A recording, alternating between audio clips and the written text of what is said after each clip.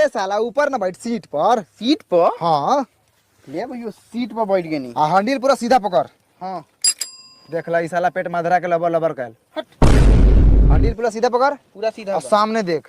हाँ जैसे तू पूरा स्पीड में पूरा तेजी में साइकिल चलावत रे, पूरा रफ्तार में बारे। हाँ आते आते आते आते जाते जाते जाते जाते अगर हई छेरहिया आई पेट मादरा सामने आ गए तू केकरा के मरबे? हम छेरैया के उड़ा देम भाई।